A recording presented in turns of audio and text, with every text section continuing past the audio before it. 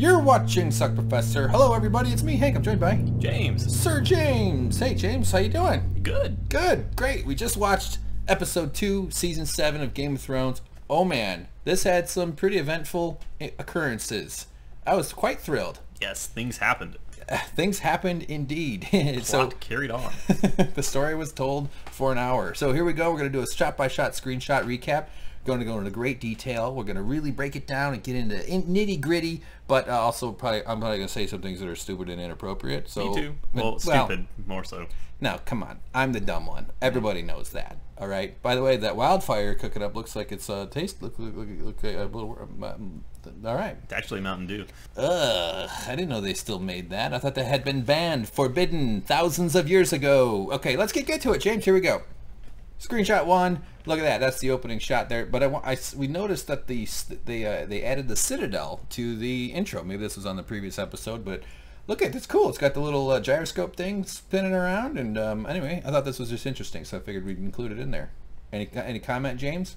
Reminds me a lot of that iPad game, The Room, if anyone's played it. I think it's got 3 parts to it, but very mechanical, very wooden structures coming out of tables, opening, unfurling. Okay. I love stuff like that. Yeah, it is cool. It'd be neat. It's obviously computers, right? But it'd be build a real one. Somebody out there. That would be quite expensive. Some artisan person. Yeah, I was about to say artisan as well. Yeah. Oh, really? Some little ancient shoemaker man in a laboratory in Sweden. Yeah, some old watchmaker who likes wood. You know. All right. So then there's another shot of it there. That's pretty neat. He would be the Storm Bjorn. What the fuck? I don't even know why it's funny. That's just hilarious. Because it's stupid. Yeah. Okay, so opening shot now. Back to the and look at that. That's a bunch of waves in a castle. It's the stormy night here at Daenerys' new Airbnb, the Dragonstone. Right? Yes. Check it out. At first we weren't. Well, okay. At first I wasn't convinced that this. No, you knew it. Oh. I was thinking maybe this was a flashback going back to the time in which Daenerys was born, but she was Stormborn at Dragonstone during a storm. But you were saying no, it's not a flashback. If it was a flashback, there'd be a lot more lights on, it'd be more lively, it would be a lot more people. But I was like, maybe it was a quiet night. Yeah. But then we see the first line come through, and it's Tyrion. It's like, okay. Yeah. And as the camera kind of like lifts up to, I don't know, maybe that wasn't a single shot, but there she is. She's standing there overlooking her kingdom during a storm, which and she's really clearly not just been born. No, she's quite stillborn. Yes. I mean, ooh. wait, no. I mean, she's still alive. Still born. You're still alive. Yes, I remain born. Still, yeah. Oh man, I really fucked this up. I'm sorry, everybody.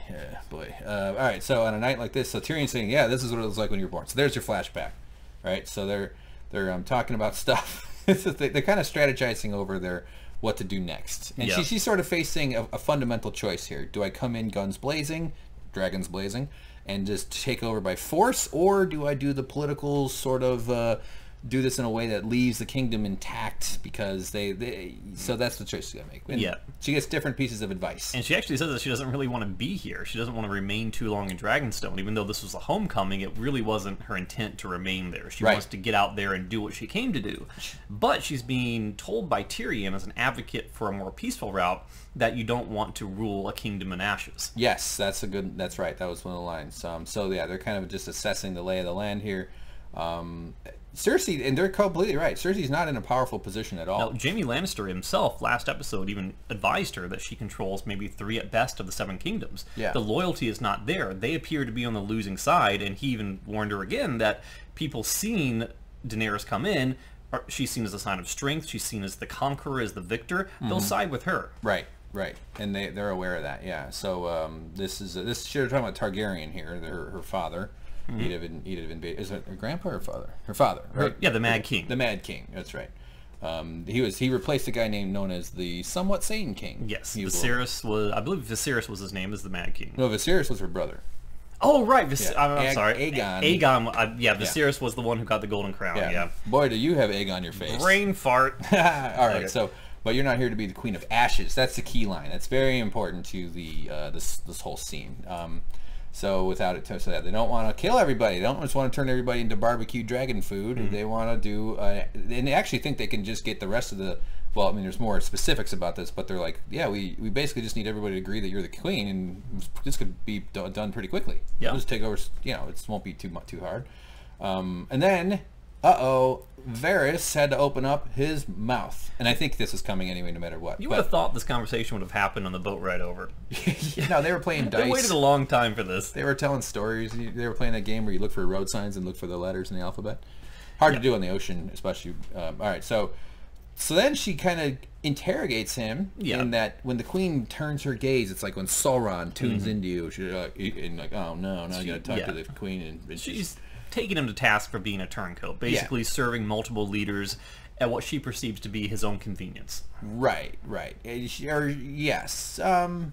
She does perceive that, but I think she's also a good ruler in the way that she listens to him. She is she is persuadable in that way. Like, she's not only making declarations. But the main motivating factor or only for seeking this, to confirm her bias is that she knows that when she was first rising to power, when she was basically traded off as a slave, a queen slave to the Dothraki, that at one point an attempt was made on her life. An order from King's Landing was given to end her existence. Right. She knows at that time that the king that was in power was being advised by Varys, and Varys may have had a hand in the ordering of that. Well, in the executing of it. It was Robert ordered it. Varys actually is the one that hired the killers. Oh, when you say execute, I mean like he was pulling the strings from afar. He was not over across the narrow sea. He was in King's Landing. But he used his contacts because his little birds, his spies, his network. Execute is that word that uses to he facilitated it. To do a task or to actually slice someone's head off and then call their mom and say, "Hey, your boy's dead. I mean, get it." Okay. Yeah, I love that line, by the way. Drink myself into a small. This is really tactical of him when he reminds people of his smallness, of him being a little person. He does that intentionally. I think that's like a way of sort of subjugating himself in a way. I don't know, or I'm not sure exactly what that accomplishes, but Tyrion's a very clever guy. And clever in his case doesn't necessarily mean clever. Does carry kind of a negative connotation, but I'm not using it in that way. Is what I mean. Not like when someone describes. Am I making any sense? You see the word clever as being negative? Yeah, it's clever. Conniving, maybe. It's like a gentle cousin of conniving. Like you could that guy's a little clever. Oh, you think you're so clever, do you? Like you're up to no good with clever. I'm not. It's not always. That's what I'm saying, though. They weren't insulting the Raptors when they say "clever girl." They're like, good on you. You got me. Now I'm dead. The Raptors. Jurassic Park. Oh yeah, clever girl. You got to do it in Sam Neill voice, James. It's not Sam I only have Neill, one voice. It's monotone, boring. Who is that? Is that Sam Neill? I don't know. Yeah, it's Sam Neill, a guy from Event Horizon. Great movie. It's weird. It's like having a bunch of mutants have an orgy in space, and then they turn into freaks. All right, so before I came to power, you favored my brother, and so now that she's just kind of grilling him about his stuff, and you can tell he's like, oh man.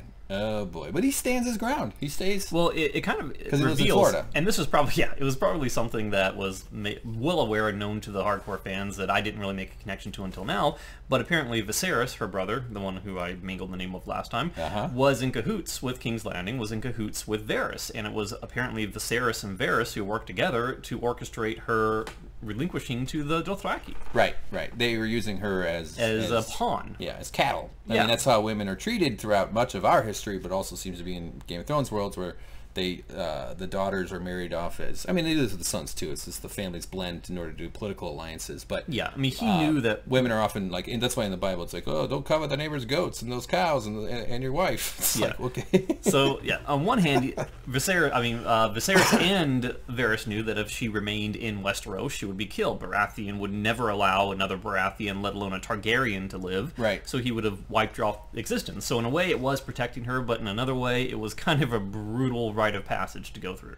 Yeah. So I would hold a little bit of a grudge there if I were her, but on the same side, you kind of have to understand what he was doing. Sure, I guess, yeah. No, you told. I mean, I don't. I mean, you could have sent her away many other different ways, right? Not necessarily to be. He certainly didn't know that the Khal was going to get sick and die, and then she was going to rise to become this great queen. And he didn't know who she was at the time, right? Or what she would become. So he was doing that in service of Viserys, and yeah. But then she's like, "You turn on her, you just whoever you want is your whim. What kind of servant do you think you are?" And then I actually like what he says here. He basically is like, "Yeah, I'm not just loyal to you. I use my eyes. I'm not going to be blindly loyal to you." And I think that's a good trait to have in a servant. And he says he's loyal to the people. Like this is what he's saying here. Yeah. He's speaking of himself at this point, saying that he grew up in the dirt and the gutters, and that he cares about the people and the people who prosper when good leadership rules and who suffer when bad leadership rules. Can a house be abandoned if someone lives there? Come on. Come on. No, it's just dirty old gross house. Not with any king or queen, but with the people. That's there it is. Blind allegiance. I like. I don't know. He's like, yeah, you can kill me, you can feed me, whatever, but you know. He just wants to make Westeros great again. Mawa. Yeah. Wait, no. Make West. Mogwai. This is one of my favorite lines in the opening of the episode, though, is because he makes himself an advocate for the people, so she very astutely and very intellectually says, if you ever think I'm failing the people, don't feel as though you have to go behind my back to bring me down. Yeah. Come to me as you have done today and tell me in what ways I'm failing the people. Yes, which is great, that you won't conspire behind my back. Yeah, and he kind of made a face like, oh, yeah. Like, he doesn't make much of a face. He's a very good poker player. But then not to appear weak, she follows it with something very equally potent. Well, sure, and then she steps in on his face and he goes, I'll burn you alive if you betray me. With that look. And he knows she's not kidding around. Yeah. She knows that for sure. So, anyway, yeah, so that was pretty intense, though. And I mean, part of me was like, man, maybe she's just going to kill him. Like, Grey Worm can come walk over and go, my queen. I mean, this is the kind of show where that kind of stuff happens. It totally could have. Yeah, this is that's one of the reasons I love The Wire so much, is that when I first watched it years and years and years ago, it was like, you never know. One guy can be on the screen eating an ice cream cone, 2 seconds later, boom, off shot. Yeah. Down, gone. Could have been there for 3 seasons before. Who knows? Yeah, The Wire. It was an okay comedy. I didn't laugh that much. Wow. No, I know everybody loves The Wire. Wire's awesome. So I would expect nothing less from the Mother of Dragons. And now they've come to an understanding. Look at that face. He looks like my grandma going, "Ooh, would you like a spot of tea?" I mean, if you did put like a white fluffy wig on him, yeah, I could see a grandma in there. Soft skin, you know, but he's got real soft hands. Like when my grandma rubs Vicks Vapo Rub on me. Oh, she's getting old these days, so I have to hold her wrist. Yeah. And hold it on and rub it on my chest. And then it gets gummed up in my chest hair. Mine are getting a little bit. And then the nurse kicks me out of the nursing home. I'm family. You keep yours in the nursing home? Of course. I keep mine in a much nicer place. The basement? This wood box 6 feet under the ground. She loves it there. Those are called nursing boxes. Yeah. Yeah.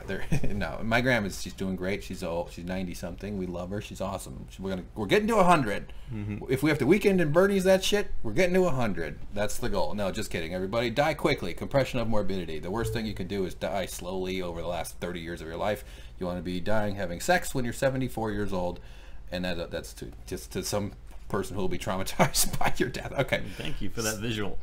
I know. It's all right. So apparently there's a Red Priestess come to visit King's Landing. Yes. I mean King's Landing, Dragonstone, not King's Landing, another brain fart. It's okay. But at this time, it's pretty obvious who it is, but you could also assume it could be any Red Priestess, but the one Red Priestess who is known for Dragonstone is Melisandre. Yes, so there she is, the Red Woman, the Lady in Red.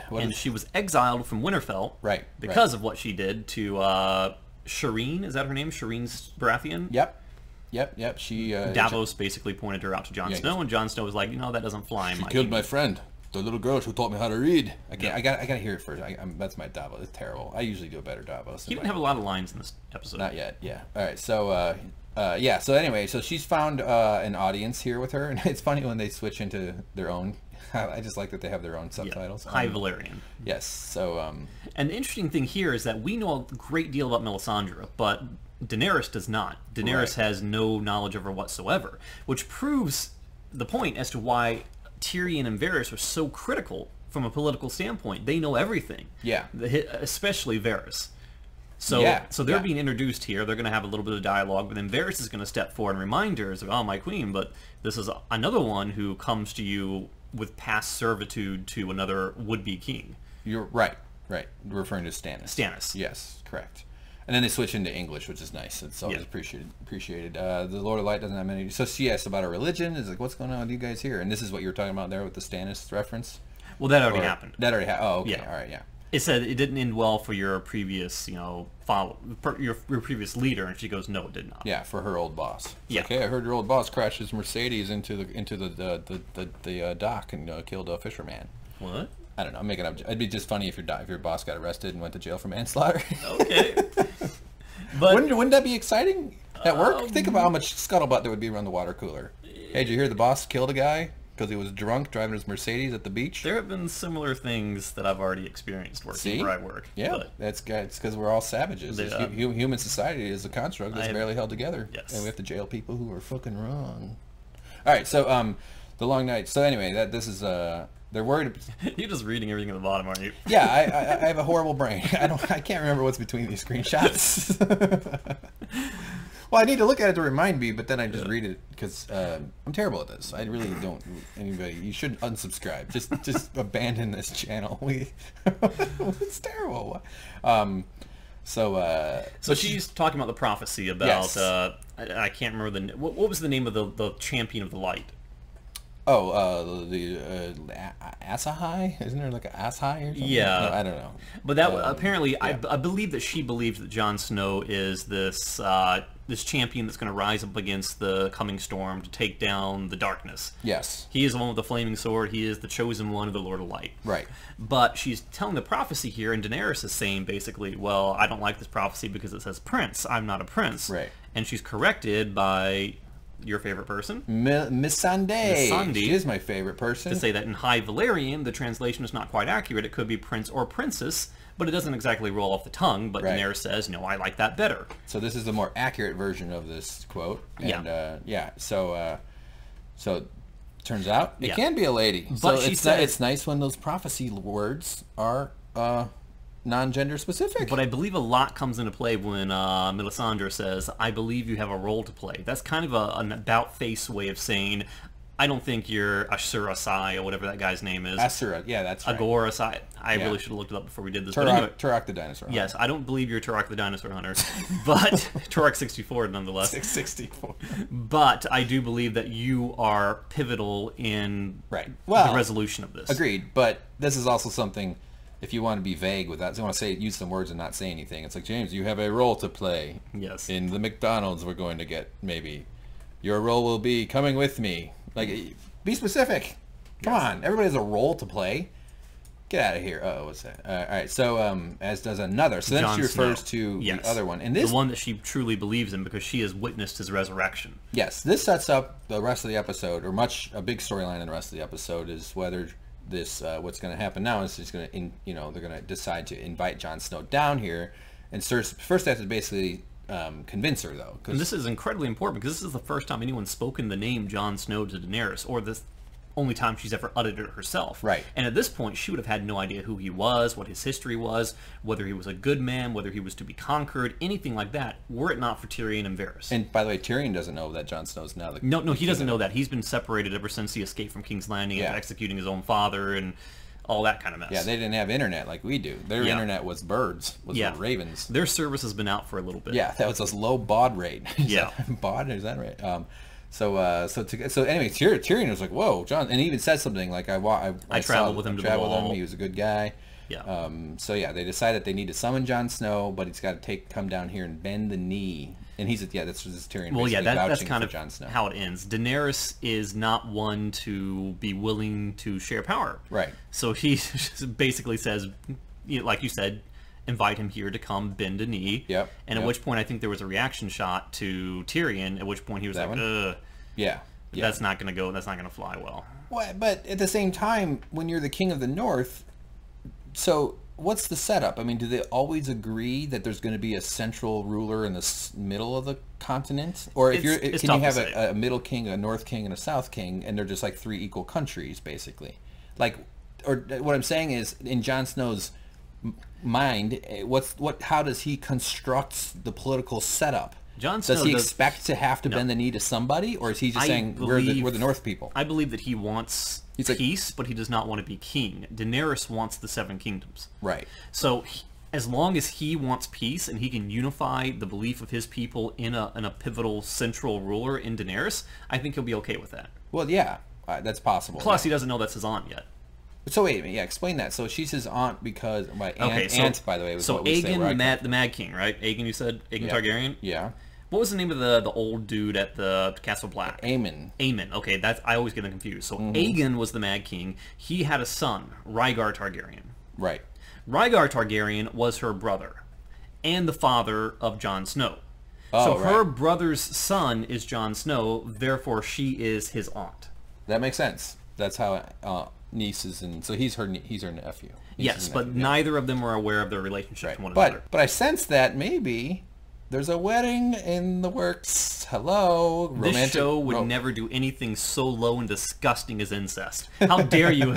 Okay, yeah. But that's my point, though, is that she could marry, like, her brother. That's incest. But you can marry your aunt. That's fine. It's okay when villains do it in the show because it's socially unacceptable. It's looked as something disgusting. Even though Jaime has kind of has redeemed himself in a sense, yeah. Cersei is still a disgusting wretch of a person.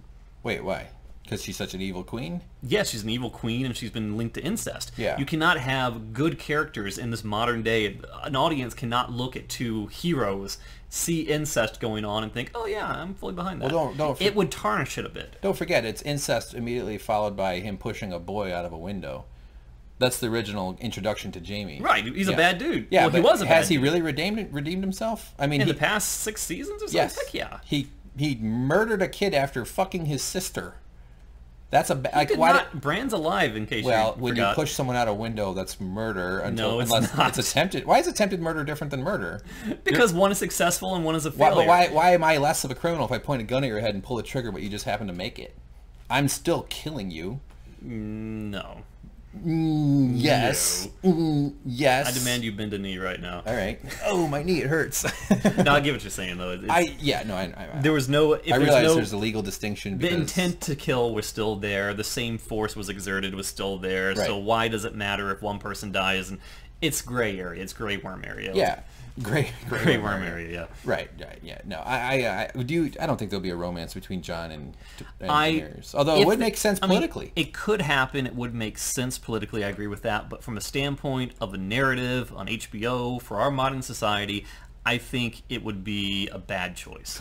Because of the incest thing? I don't think people would dig it. Oh, I don't think people would give a shit about that. They're so separated. He's got dark hair. She's got platinum blonde.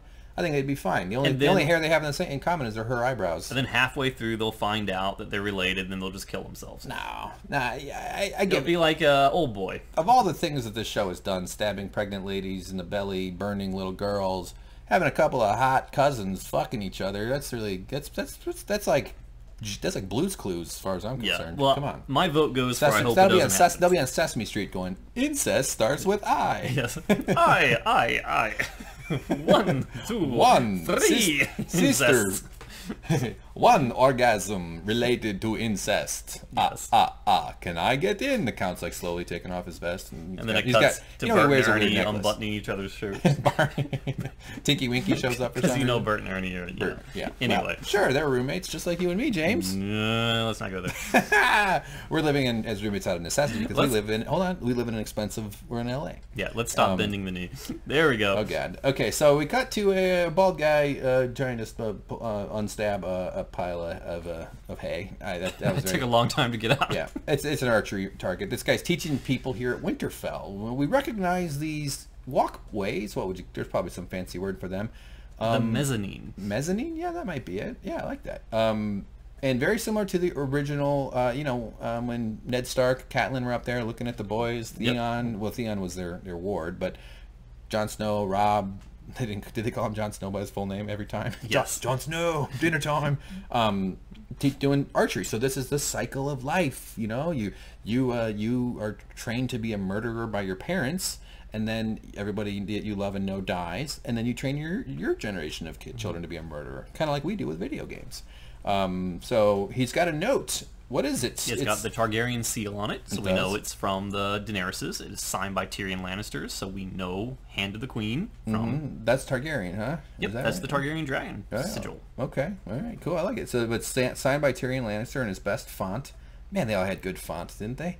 The Reach. He's kind of giving him a rundown of what's going on. Mine would be all like slanted and running off the and a little ripped. Mine would be words crossed off. I'd be trailing off the weird. Like, come on, this is too. My pen would run out of ink halfway through and have to change it so it would start in red and end in blue. To be fair though, they don't know how to use keyboards because they're all idiots. So they're kind of deciding, is it real? We think it's real. The important thing, if you go back there is a line that's written on the note that was written specifically there by Tyrion in order to prove the authenticity, because it's something that was said between Tyrion and Jon Snow in the early. Possibly season 1. I didn't get that shot though. No, you did. Go back. You did? Right there. Oh, duh. God, I'm dumb. Yes, and that's shows how smart Tyrion is. To just say, this is really me. He wants him to know that this is true. Because Tyrion knows that he would be suspicious. Sir Davos is wishing for marshmallows. Ooh, I could go for some marshmallows right now. Yes, oh, wait a minute. I just thought of my best friend, Shireen. Right. Maybe marshmallows are a bad idea. Bad Davos. Oh, my Davos is so horrible. I've done better Davoses in the past, man. Did you have something to say? No. By the way, my eyes are that color, James. Mine just happen to be a little bit more saturated. Yes. Brighter blue. I have very pretty blue eyes. Yeah, so the problem is that Jon Snow wants to defeat the White Walkers. But right now, his battle is not fighting for the throne. His battle is not worrying about the Southern Lannister army coming up. His battle is bigger in scale. It's for the safety of everyone. Yeah. Meanwhile, Daenerys is not even aware that this kind of threat is coming in from the north. Yes. All she wants to do is take over Westeros, of which she knows very little about, and which her two advisors, Varys and Tyrion, know little about in terms of the White Walker threat, because that happened after their seclusion from it. Right. So he's thinking, okay, we know this person's out here. She has 3 dragons. She has an army. She's very powerful. Dragonfire can kill whites. Perhaps she can be of use to us. But he would never go if it wasn't for the fact that Tyrion had sent this letter. Tyrion is the catalyst that's going to unite Jon Snow and Daenerys, because he's a common friend. Correct. Right. Yes, definitely. And it is an interesting dynamic where no one really knows. Sam even, when in the previous episode when he was pleading with the Archmaester, they don't even really trust him about the White Walker. So that guy kind of did. That guy was like, yeah, it seems, because I've heard from other sources. But the point I'm making is, most of the continent has no clue what's coming their way. Right. They don't believe it. It's just an old legend that doesn't seem to make sense. It's like an allegory of global warming. In a way, yeah. Only there's no scientists. The only scientists are in a little citadel and they don't talk to anyone. Yeah. So they don't warn people and tell people. And Sam is the scientist that's like. He's Al Gore. He's the messy scientist, like Jeff Goldblum from Independence Day. No, he managed to kill a global warmer with a obsidian dagger or a dragonglass dagger, and now he's trying to release a movie, a sequel to An Inconvenient Wight. But WIGHT. Yes. They just need to upload a virus and it'll all be fine. But it's the opposite of global cooling in this case, kind of. But, global warming can bring about an ice age. It certainly can. Anyway, destabilization of the environment is going to cause all kinds of fucked up shit. Okay. And, what do we know about Sansa? Thanks, baby boomers. Great job running the earth, you motherfuckers. Go ahead. All those people and their stupid air conditioners on. Ours is on right now. Yeah, of course. Well, our chloroform. Individual behavior doesn't have as much as industrial. Anyway, what do we know about Sansa and what she knows about Tyrion Lannister? What do you mean? So it's Sansa? Oh, well, she knows he's different than the rest of them. She's not a cruel monster. And why specifically does she know that? Because she was married to him. Yes. Yeah. So she has very first-hand experience with Tyrion Lannister, knowing that he is not anything like his namesake. Not at all. No. But she's still wary of trusting him. Sure, she knows that he's not one of them. And the reason she's wary of trusting him goes back to something she said about in the previous episode, where she watched Robb Stark, she watched her mother, Cat Stark, she watched her father, Ned Stark, all people who chose to accept an invitation to go forth into a situation that eventually got them killed. Ned Stark was invited to King's Landing to be the Hand of the King, killed. Robb Stark and Cat Stark were invited to River Run with a phrase for a wedding, killed. Yeah. It's a very their grandfather, they said, went to King's Landing at an invitation of the Mad King and was burned alive. Right. So there's a history there, and she's like, God dang it, I'm not going to let history repeat itself. Don't be stupid. She's right to be suspicious and hesitant, for sure. So she's a good advisor for Jon. She is actually, they're a good team, I think. Mm-hmm. So definitely. So, but, he's like, was this him here? Anyway. Because he says it later on when he's talking to the rest of them, when we're talking about what they need with the... Okay, we'll move on. I'm getting myself. I'm tripping over myself. Cut to the king's throne room. What's this place called? Okay, the Red Keep, right? Yeah. And this is where Cersei is basically barfing out fake news. What? She is going on saying she's tweeting every day and causing all kinds of stress for everybody. She's speaking to the lords of the houses that were once loyal to the Tyrells. Yeah. Saying that, okay, even though the Tyrells are gone, that's my iPad going on. That's fine. No problem. Even though the Tyrells were you're the bannerman for them, they're now rebelling against the crown. They're the enemies of the crown now, so I need you to rally behind me, because if this Targaryen queen comes, the world is effectively going to end as we know it. She's a savage. We know what she's going to do when she comes. She'll bring the Unsullied. What she did in Slaver's Bay, she hung the noblemen, she burned them, she crucified them. Mm-hmm. She's a monster. So she's using facts, but in a context that's not really accurate. Well, yeah, right. They are facts, and she's I thought I was actually kind of taken or struck by how accurate her information was. That just because she didn't say anything that was untrue. No, but out of context though. Yes, that's true, and that's politics. That's the kind of lying that happens all the time in politics in our world. I'm speaking about, but also in this world too, because it's modeled after ours. And yeah, it's where there's a quote. What is it? There's lies, and damn statistics. I fucked it up, but you can manipulate information to create the thing, and that's why human societies are so complicated. That's why we all have to agree on a shared reality, and when somebody rejects reality, then things all get all fucked up. So, but yeah, she's manipulating them in a way, but she's also being honest at the same time. So this is how Elena talks about. She's pissed about Elena. This is a big deal. To be fair, hey, you just murdered her, her granddaughter, and her other grandson, and her husband. And a bunch. It's like she killed a whole bunch of her family just in a terrorist attack that blew up the Citadel, much like what you pointed out. Well, it didn't blow up the Citadel. That's where Sam is. It blew up the Sept of Baelor. The Sept of Baelor. Damn it. You can have brain farts too. Yeah, I have a lot more than brain farts. Every orifice is. Yeah, so I think it's okay for Elena to be like, "Hey, fuck you, bitch! I'm getting my putting my army somewhere else." Why would she stay loyal at all? So anyway, they're referring to this guy. By the way, I didn't recognize him right away, but it took a while because we've only seen him once before, and then when they started using his name, this is her. Let's just get. And his name is. Well, hold on. She said that it's a very long time. It's Randall Tarley. Yeah, no, I know. I knew his name. I just wanted to get to the screenshot because we were already talking about stuff we already talked about. But yeah, this is Sam's father, who recall when Sam brought Gilly to the place. They had a really big house. Guess who's coming to dinner? Yeah, it was very awkward. It was very awkward, and Sam told him to quit eating carbs. Or no, I mean his dad told him to quit eating carbs. He quit being such a fat fuck, you Sam. He hates Sam. He really he exiled Sam to the Castle Black, to the Night's Watch. Because he's a shitty dad. Well, not only that, but he said, if you don't go, I'm going to kill you. Yes, well, that's what I mean, I guess that's technically the definition of exile. That's what shitty dads say. And exile is not really a polite suggestion. I heard a father say to his daughters today, this is just a side note, these 3 girls, they were all about probably 6-ish, 7, 8, and they were being a little annoying or whatever, but I wasn't paying that close attention. But he goes, we're not going to go inside if you keep acting like a bunch of bitches. Dad called his daughters bitches. Couldn't believe it. He had calf tattoos. Wow. He called his daughters bitches. It's like, Jesus, dude, why don't you just quit reproducing? You're going to be an asshole. The world doesn't need more assholes. If you treat your children like that, they're going to turn into assholes when they're older. No, they're going to come back and they're going to steal his Valyrian sword. Yeah. That's what happens. That is what Sam... By the way, we haven't seen that sword. No, and I was hoping that we'd see like a full body shot of him and he had an empty scabbard, as if to say, wah, wah, that was my only sword. Yeah, it's got a cardboard in there. Yeah, literally. Like this. Little toy I really got to find my son. You stole my favorite sword.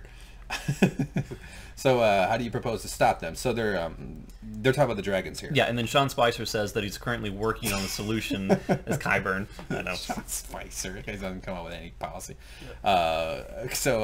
We are currently at work on a solution, my lord. This guy's always a little one step ahead. And what did you yell when he said that? You said, zombie dragon! Oh yeah, zombie dragon. Because we know Qyburn is the maester that was hired by Cersei, who reanimated the mountain from a certain death after being inflicted with Oberyn's poison during the battle. Indeed. For Tyrion's life. Right, yeah. Zombie dragons. By the way, I like your impression of me. It was just spot on. I was like, whoa. Yeah, I know, yeah. Are there 2 of me? I actually recorded it and played it back in high fidelity. Great. So, anyway. So then these guys decide to have a little conversation. This guy's name, Jamie kind of gives him puts him in his place by acting like he doesn't know his name. And this is the favored he goes, son. Is your name Rickon? He goes, no, it's Dickon. Great name. It's actually Richardon. Yeah. See, Rick, Dick? Yeah. Holy shit. Richard, Dick. I know that's crazy. Everybody's wondered that. This is Samwell's brother. Yeah. Oh, the favorite brother. I didn't realize that. Look at this. Yeah. This is Arnold Schwarzenegger to his Danny DeVito. Yeah, Sam was definitely the first batch of pancakes. I don't even know what that means. They always come out bad. Oh, the first batch is always bad. Yeah. That's not true in my family. My older brother's way better than me. He's a fucking professor.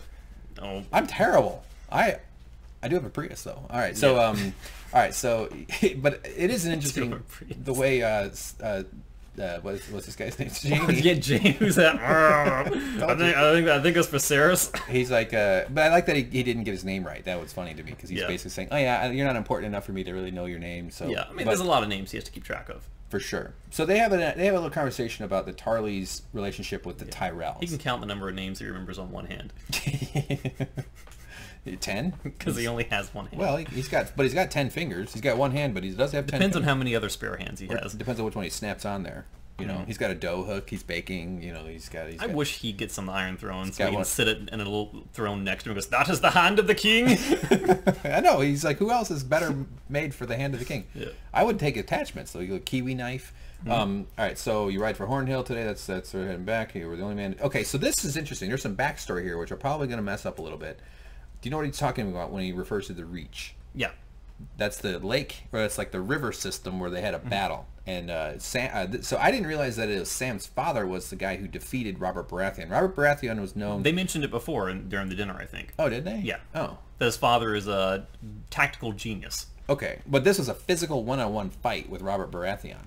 I didn't read it that way. You read the books? No. Did you read it? Yeah, I read the books. It was a one-on-one fight? Yes. I always saw it as though he was commanding troops. This is a literal physical one-on-one. Unless that's what this was. No, that's interesting. There was a very key defeat, because this is what I recall from the books. I'm sure people fill in the comments. I'm going to get some of this wrong.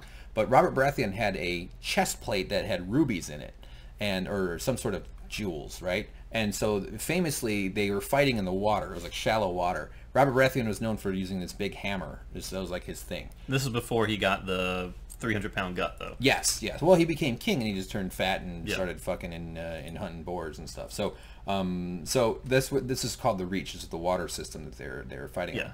And he was defeated. Maybe the hammer. Maybe he got, I don't know, something to do with the hammer. But he was hit so hard in the chest that the rubies all came popping out, or a bunch of them came out.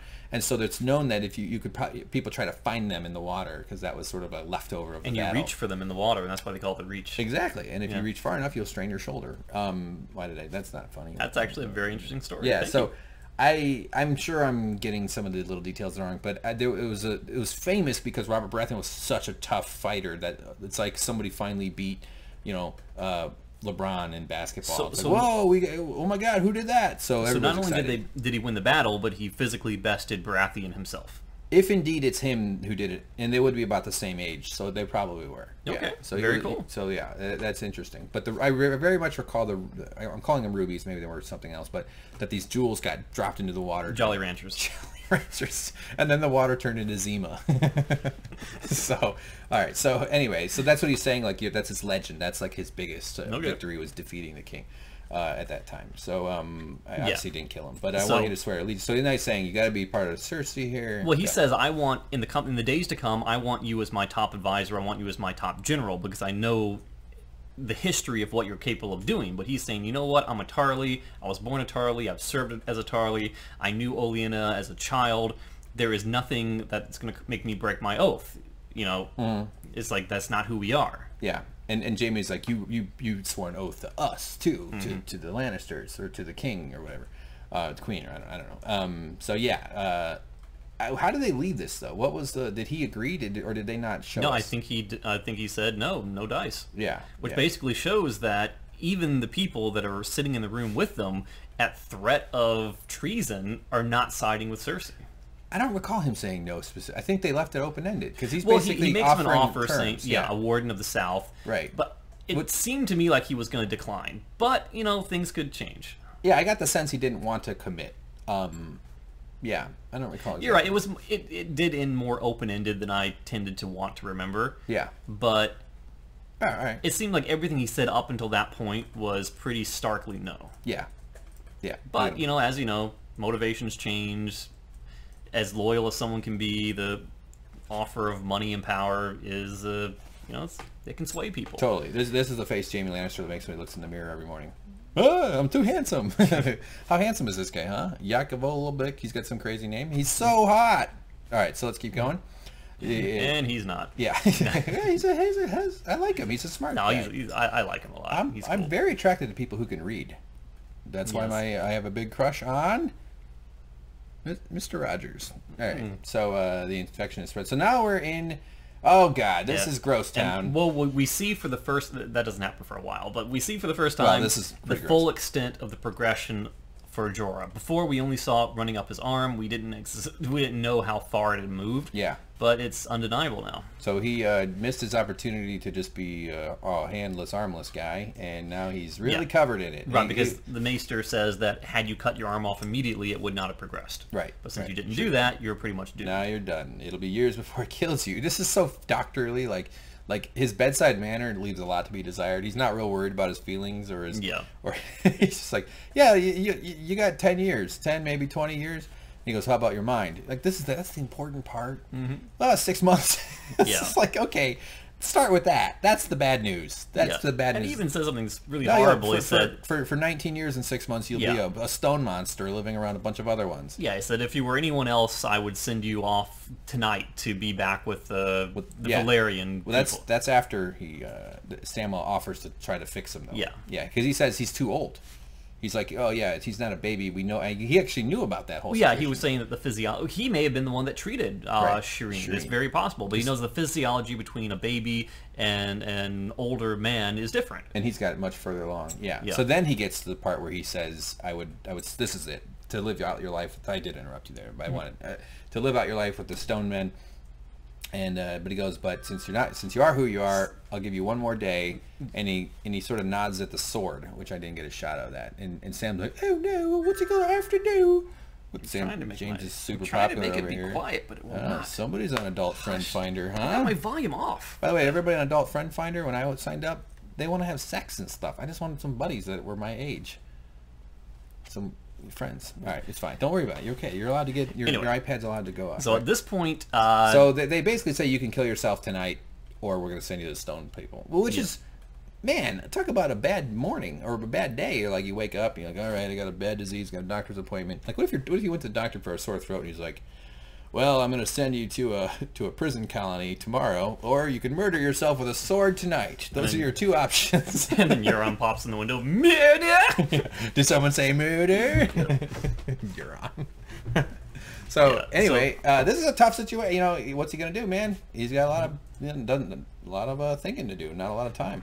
So poor Sam feels bad for him, but Sam hears him say his name, and he asks his name. He asks his name, and Jorah Mormont, and Sam's like, oh, Mormont. I happen to know a Mormont. That's my Sam. It's terrible. I'm doing bad. But he doesn't say he knows his father, which if you recall, Sam is buddies with a dead guy named the Night's Watch former commander, Jorah the Mormon guy. Yes, the bear. He was with him when he died. No, he's the bear. The guy with the Bear blonde... Island is where they're from. Yes. The Mormont family. With little Lady Mormont, right? Yes. She's she's awesome. Boy, I really threw out a word salad with that one there. But he was his old boss, and he liked him. He was a good dude. So then we cut to Qyburn, who I always forget his name, but luckily the wizards at HBO helped us out here. Qyburn. And he's showing her this dungeon area. So we know that when the Targaryens ruled King's Landing, before Robert Baratheon staged his rebellion and took over and changed the throne room around, there were the skulls of the dragons in the throne room. Let me just say this. This is a baby skull, right? The little one? Who wouldn't go grab this? I'd be stealing this shit out of there. Like, you can't take the big... I'm assuming there's guards down there. I don't know. But when he cleared out the throne room... There's no dusters down here. He moved all the bones down to the bottom. And we've heard in many, references that there are... What was the biggest dragon? Baleron or something like that? Yeah, something like that. Bailiwick. And I always wanted to see what that looked like, and I don't recall any other instance in the original seasons that preceded this one where we actually got to get a look at that. Yes, he did not. But I know there was one case where when Arya was kind of snooping around there, eavesdropping, didn't she hide inside of a skull or something? So she was chasing a cat, yeah, and she found her way into this room, and she hid in a skull, and that's where she overheard Varys talking to the rich guy who he shipped. He's a merchant that lives on the coast or something, across the Narrow Sea. That's who he sent Tyrion to. And I forget his name. He's like a powerful, wealthy dude. So she overheard them talking about their plan, and she went back to Ned Stark and reported that she knew that they were up to no good there. I don't recall exactly what she reported, but it was something to do with the way Tyrion was plotting to get rid of the Lannisters, I think. So yeah, I don't quite a few seasons ago, so I screwed up the details there. But somebody maybe wants to fill us in the comments. That would be awesome. Or you know, it will be fine if you don't too. This is just a TV. It's just make. Oh fuck! It's just make 'em ups. They would have made him look small. So No, anyway, I found that Azor Ahai has been driving me crazy. That's who Jon Snow was prophesized to be. The Azor Ahai, yeah. Not Lord of the Acai Berries. Of the acai berries. That happens to me when I go to a KFC. It's like the Azor Ahai is here. And I go 3 chicken pot pies, baby. They sell chicken pot pies at KFC. Oh, nice. All right. Now, there we go. That's it. So this is Did you miss the name? Yeah. Probably. It's Flames Forge, the Iron Throne. This is the big bad one. This is real scary. Look at that face, huh? Wow. He's got teeth inside of teeth or something going on there. Man. And that's looking to be roughly the same size, if not slightly larger than the dragons that Daenerys has. No, come on. That's way bigger. We have seen Daenerys, a little bit bigger, but we've seen Daenerys ride her dragons before where she's close to the head of the dragon. And it seems to be getting full grown. It's not full grown yet, but if this is a full grown dragon, it seems like they're pretty darn close to being there. Maybe. Are dragons ever fully grown, or are they just sort of like... I mean, there's got to be a max to them. But you know, it's like with like gorillas. They're like, oh, male gorillas are 600 pounds. This one's 1,400 pounds. Like there's always like that one freak one, like the mountain, you know? Yeah. Could be, you know? Yeah. Like that guy who plays for the Rockets. Mm-hmm. No, everybody who's in NBA is a freak monster. You ever around a guy who's like 6'8"? It's fucking crazy. Yeah. Jesus, it's nuts. So I don't know. Do they? Yeah, I feel like hers are still. They're only like 2 years old, right? 2 or 3 years. I don't know how much time's gone by. Yeah, I feel possibly, like yeah. I get the sense that her dragons have reached the point where they're weapons and they're very large and intimidating and terrifying. Right, but that they brings can't up be a good point, they can't be smoted out with a tennis racket. That's the point that Qyburn is making in bringing her down here. He's saying basically we have seen one of Daenerys' dragons in the pits, the fighting pits of Meereen, Yeah. and it was wounded by spears. Right. Which means that if it can be wounded, it can be killed. So they've been working on something to that effect. Yes. Yeah, so he's got, there it is, they can be killed. So he says he used a funny word, artillators, that must be like an artillery thing, Yeah. Have been working on this in blacksmith, so they built this thing. So you think they have a bunch of these? They probably have more than one. Yeah, but why would they keep it down there? That's pretty heavy looking. It'd be hard to get it around the corners and up the stairs and all that kind of stuff. True. Like, how do they get that skull down there? They have to, like, take the floor out and lower it down there. I wonder about that, too. Like, that is... And when they move to another castle, how many movers is it going to take to get all this stuff out? Well, they've got great moving companies. Yeah. Yeah, they're really efficient. They know how to lift with the knees and stuff. So, anyway, we've got what would you call this, a ballista? Is Yes, that the right? that is what I would call it. That is. So, this is kind of a thing in dragon lore. Not that I know what I'm talking about, but I'm basing it off the movie The Hobbit, one of my favorite documentaries. When they always got to shoot the dragon in the soft belly, and they always get like a big old cool spear thing, and that's what they've got here. So this is I like this though. I was worried they would look all cartoony or something. I also played Warcraft 2 way back a long time ago, so I kind of know what I'm talking about. So there it is, and it's aimed right at the old monster skull. And this is artifact destruction here, though. I don't like that they're ruining this beautiful dragon skull. It sends a point though. It sends a message. Yes, so he's allowing. This is about the most dramatic way you could show her what you're up to. Like here, we're gonna shoot this dragon skull right now, as opposed to just like hitting a bale of hay. So, oh man, what a shot here! So she would have been great if like a servant just wandered in front of it. It would have been cool if that happened, but it was so powerful it just kept going. And like just launched the servant through the dragon skull, just kept going and then impaled Jaime on the toilet. He was like, just like father. Oh God, my other hand. It cuts off his other hand. I mean, my one remaining hand. Does he call it his other hand? Anyway, all right. So she does, and kapow! Take that, dragon skull. And man, by the way, material science warning. Dragon bone is the strongest bones of all the land, even stronger than my bone. I'm so sorry. But the fact that it could pierce it is a very, very good indicator, because it can go through flesh. It's going to go these dragons might be in trouble. It's got to go through scale too, but I think based on the penetration depth of that's not going to be a problem. I don't think it'll be a problem if they get a nice clean hit. Now, I predict they're going to kill one. I think we're going to see one of the yellow or beige ones. Bo. It's not. I think one will eventually. Shemp or Larry are going to take one in the belly. And do you think that the White Walkers are possibly with the the bow and arrows of the giants are going to take down another one, and it's going to be reanimated as a White Walker dragon, as an ice dragon. Oh man, I like that. I wish you'd say that again. Say it slower. Say it again. Say it slower. No, that's awesome. That's a cool and thought. will Bran be controlling it via ward powers when it happens? Oh, you just brought that to an 11. Nice. Dude, that would be cool. Yeah. I didn't even think about that. So Bran's going to control these dragons. It seems, that seems reasonable. Can he work into White Walkers? I wouldn't think so. Can he walk? Yes. Okay.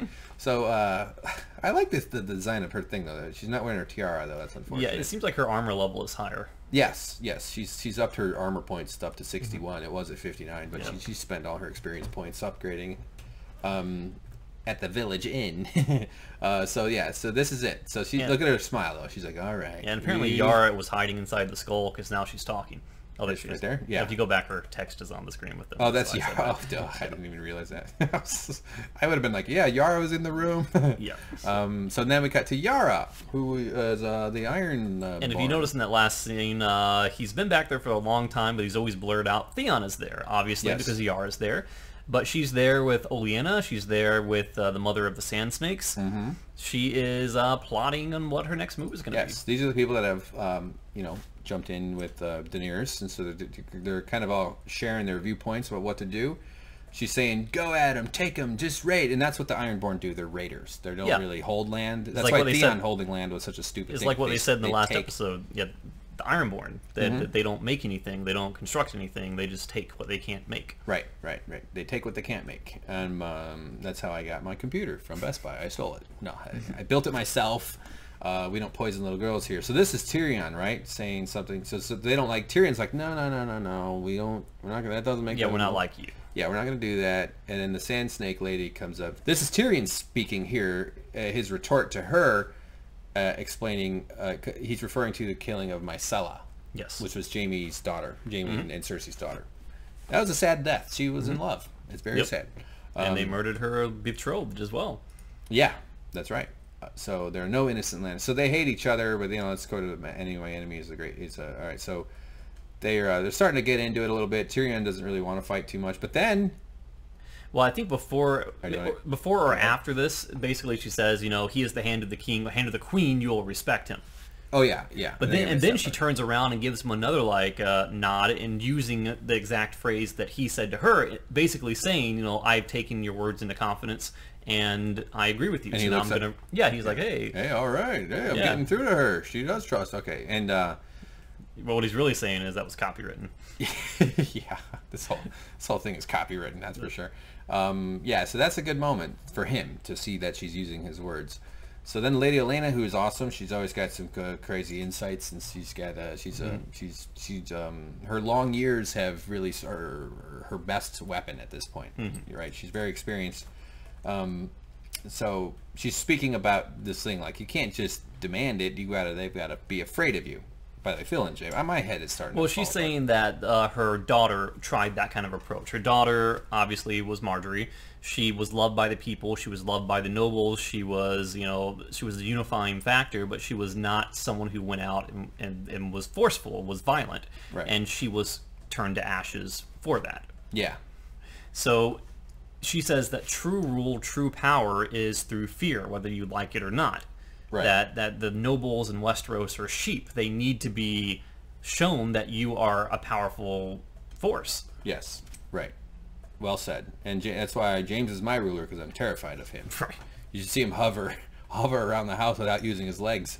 What if people who hover still walked, but they just were off the... Okay. All right. So then how do you mean to take the Iron Thrones, young Daenerys? Let's hear it then. What's your plan? And I kind of like the plan. I thought that was pretty good. Yeah, I think Tyrion had a lot to do with it, though. But you want to go over the gist of the plan? Yeah, sure. Well, just based on this screenshot, he's talking about it's not going to hold if we just come charging in with foreign army and take over. The people won't stand for that. They'll look like the bad guys. It's going to fall apart because Cersei's going to play it like we're the bad guys for that reason, and they'd be right if we did that. So we can't.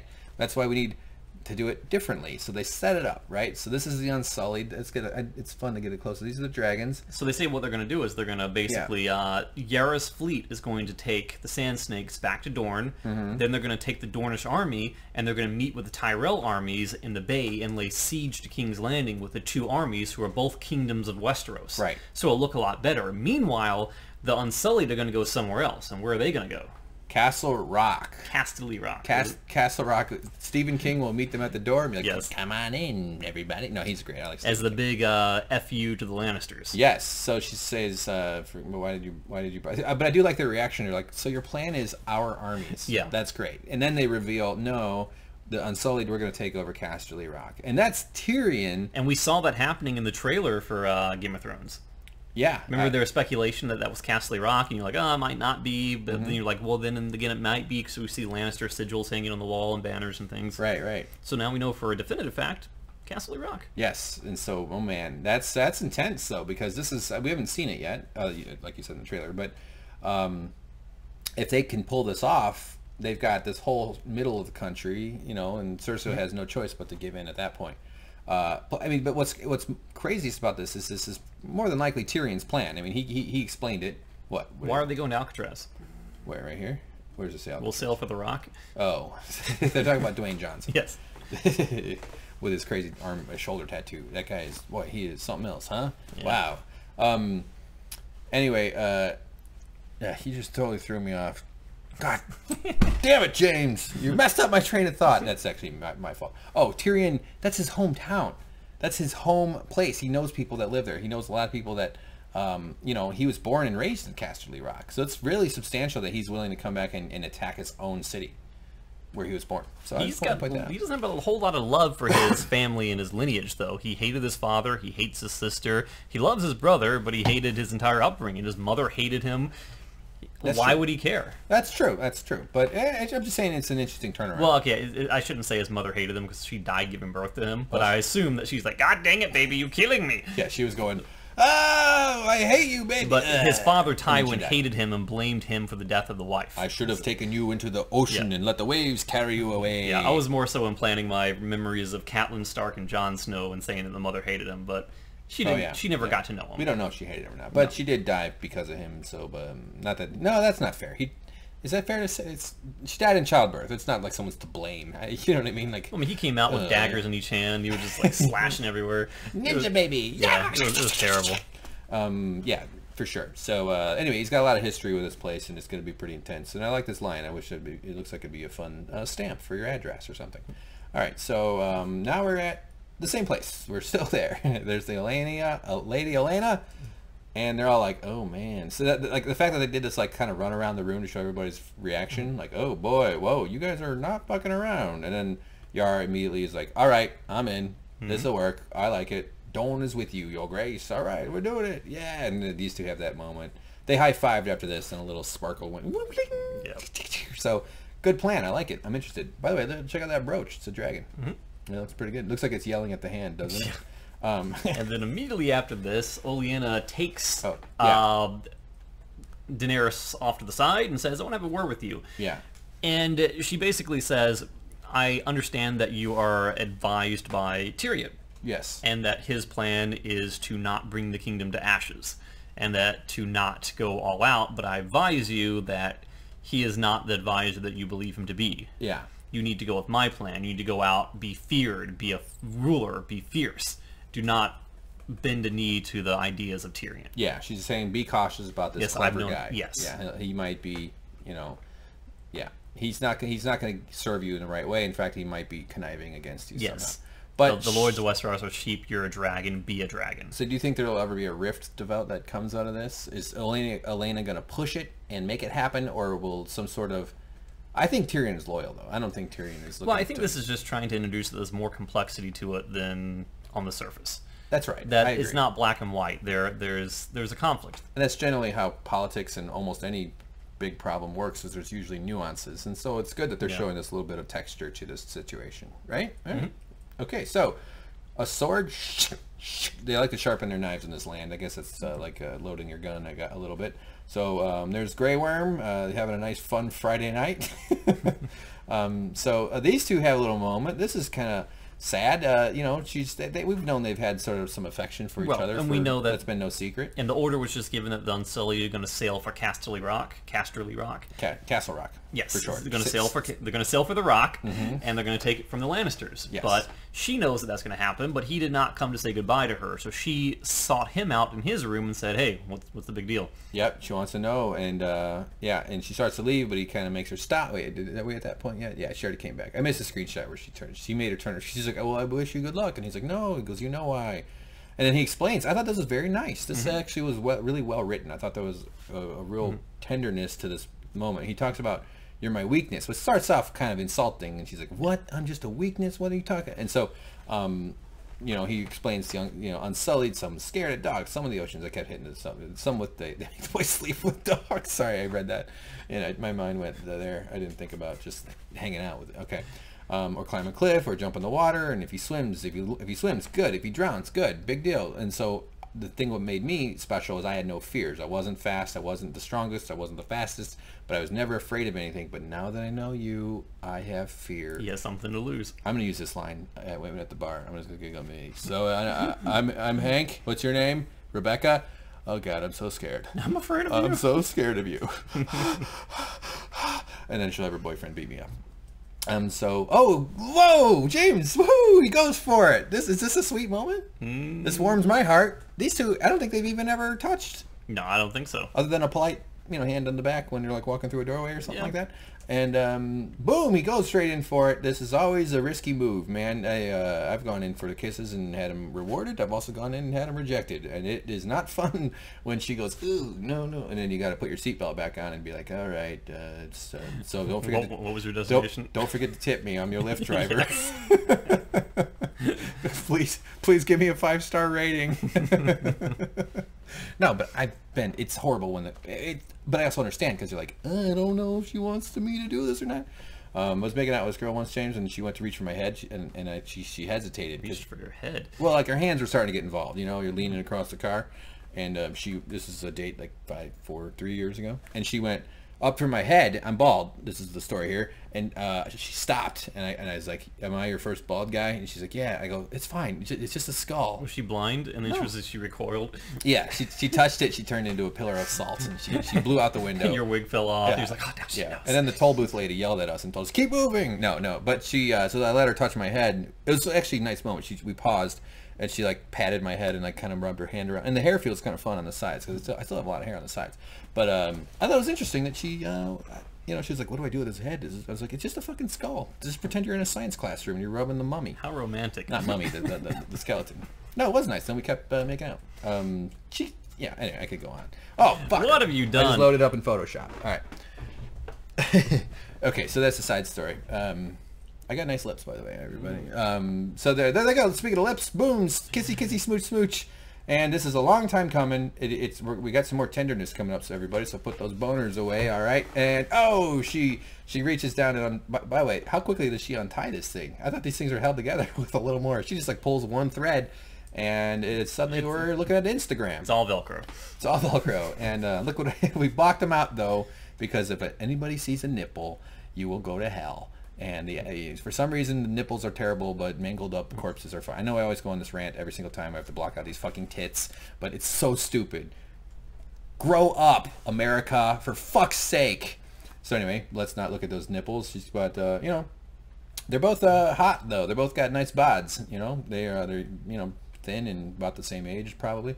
So, butt crack, and she just goes for it. She's letting him know. Look at his pants. Butt crack got a lot bigger. That. Yeah, He goes all the way up. It was a poop swinging back there. It was dang. What? Oh, that's terrible. Sorry, I'm sorry.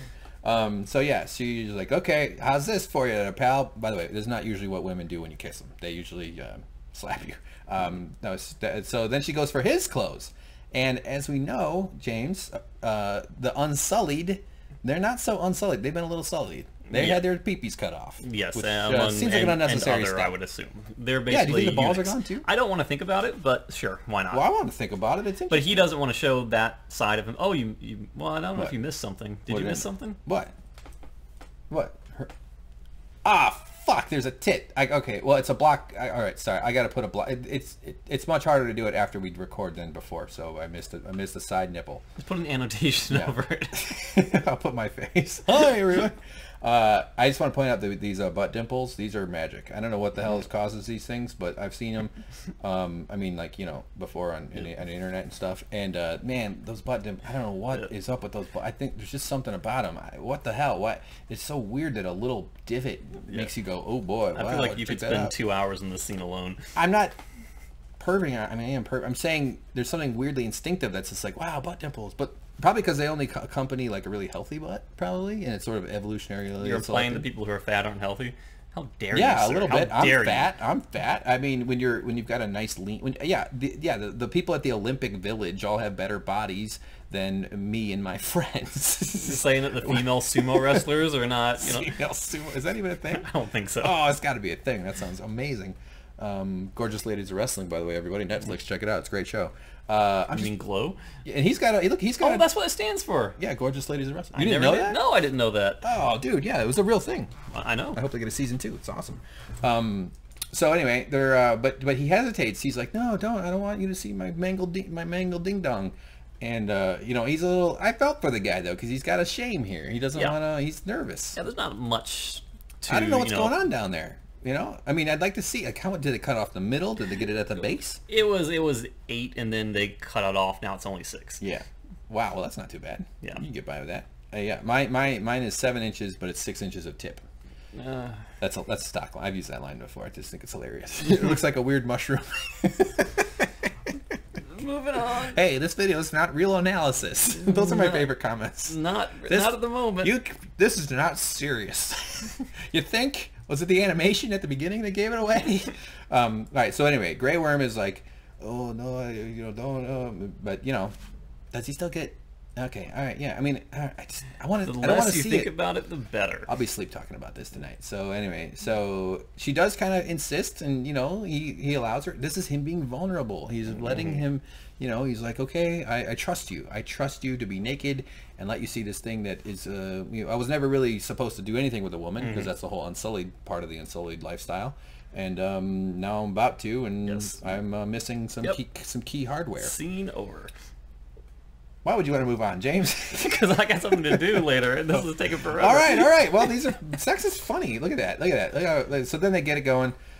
Pa-pow, pa-pow. They lean back. Everybody likes doing this. It's always a fun time. She leans back, and then he starts heading because not only is winter coming, but that she lays back, and this is what you do when you don't have the hardware. You got to go with the software.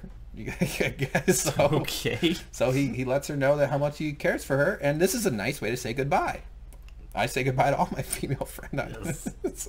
How can you not laugh about sex? It's so funny. You gotta have a sense of humor about it sometimes, man. Yeah, I feel like the point of the scene was made in the first 3 screenshots. Yeah, I know. I know. We should do this with porn. We should do shop with porn. No. Okay, so then Sam's back. Oh, I never thought I'd be so happy to see Sam. Oh God, it's all gonna be fine. All right, it's okay. Now these guys, started going down on each other. Yeah, so Sam's lemon potty. No, that was disgusting. If you've ever been pranked with that picture, I feel your pain. For sure. I didn't actually hear what you said, but I went along with it. I shouldn't have said that part out loud. Damn it. So his boss guy, the Archmaester's giving him some grief about having some style. You want to learn how to write, man? You got to write better. You want people to read you? You got to have some style, man. He wasn't saying man. So what makes me a little worried here is that he says that he has an idea on how to treat Jorah with Grand Maester Pylos is Pylos is the one who wrote this stuff. Right.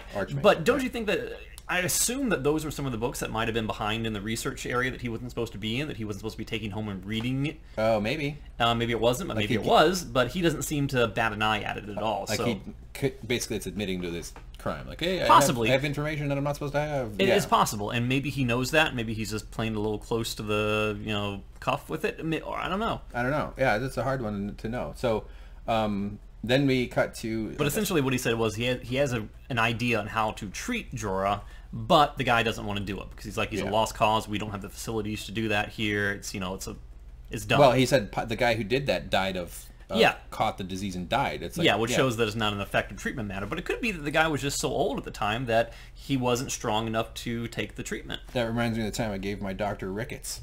So anyway, the door knocks open, and Jorah is there writing a letter to his long lost love, Khaleesi. And who is it? It's Sam. Not a surprise. Sam is here to perform the surgery. He's wearing the gloves. Man, how easily could you get infected? It's so much stuff going on here. So training to serve a maester as a maester at Castle Black. So they've got the stuff here. Sam's not a doctor. Sam's not a doctor. Sam is just a confident reader. Yeah. He's got a Kindle. You're not dying today. So I did like that line, though. You're dying tonight. Yeah. Yeah, it's going to take a long time. I'm going to torture you for 4 hours, and then you're going to die in the morning. So he gives him some rum, and as he starts to take a sip, though, Sam grabs it and takes his own swig. And it's like, it's a good thing that he got the order of that one right. I know. It's like, how close does this stuff get? Yeah. I know they didn't know what germs were or whatever, but they knew you shouldn't touch them. There's the Pylos on rare diseases. So, so this is, he pulls out his like instructions, and he just starts kind of reading through it all. Man, that is nuts. So, look at this shot here. You see the little skin being peeled off? So... Ramsay I was about to say Ramsay would have been the guy to go to for this. Hello, I'm happy to do the surgery for you. Freaking psycho. And so this is intense though. And then this is all burned up and stone. It just looks like caked on mud. Yeah, kind of. I mean, it's but it's like, have you ever had a wart? I would personally, I would let it progress as far as it possibly could and then cure myself. Why? So you have cool scars? Yeah, so you have armor. Oh, armor, yeah.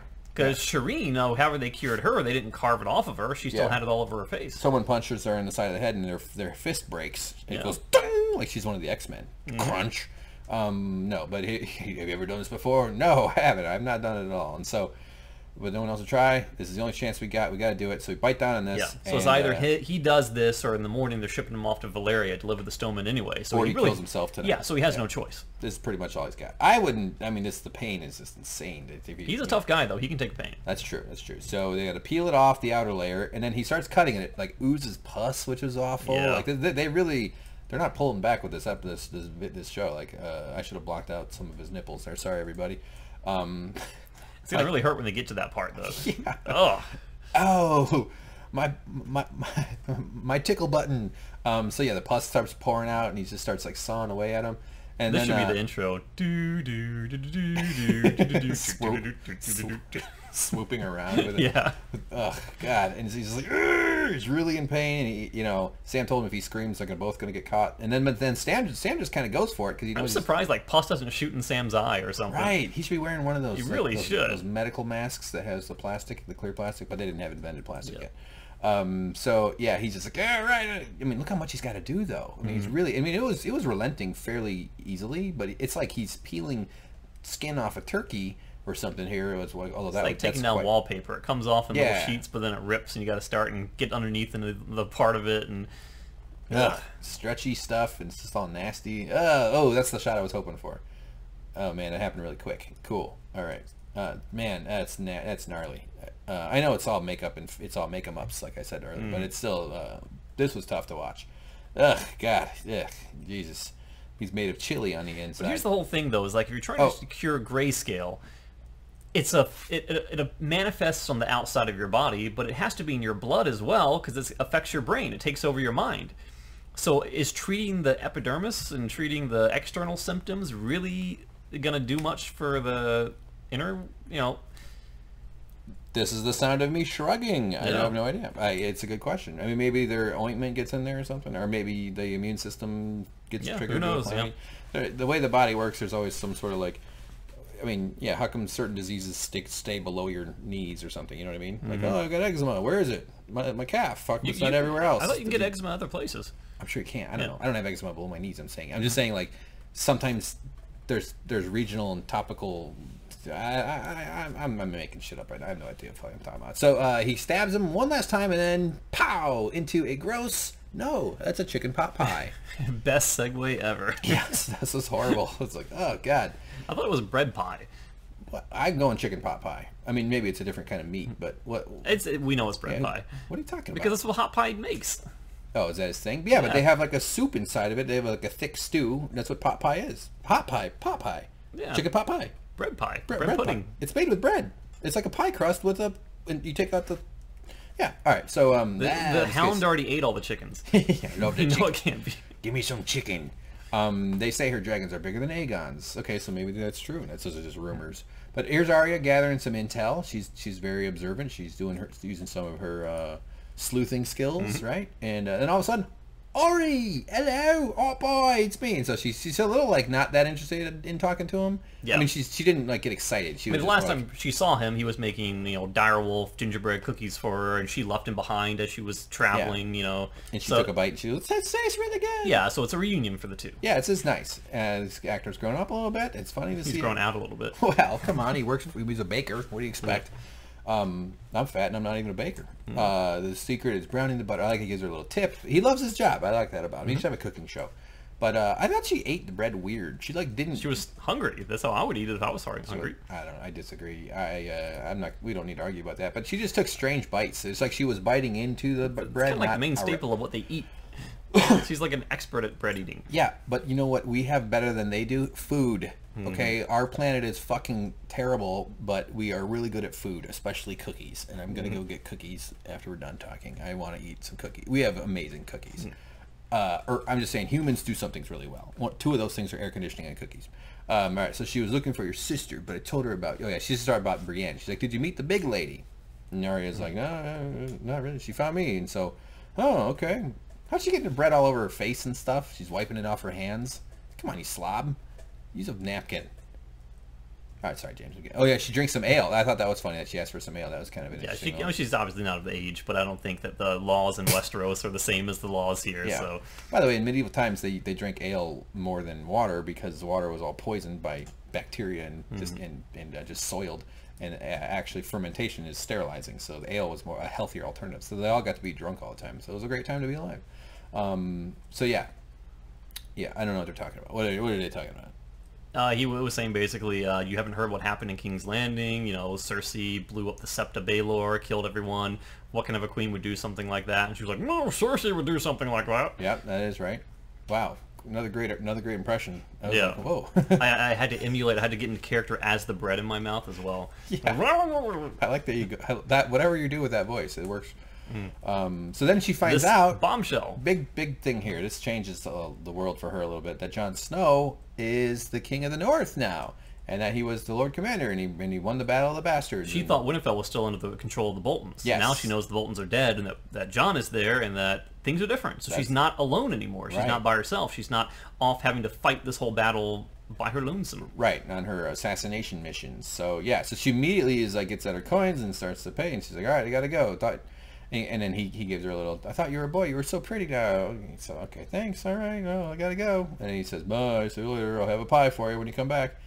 Try not to get killed is what he says. So. And he said, I won't, we're both survivors. Yeah, wow, good memory. I also remember that. No, and so...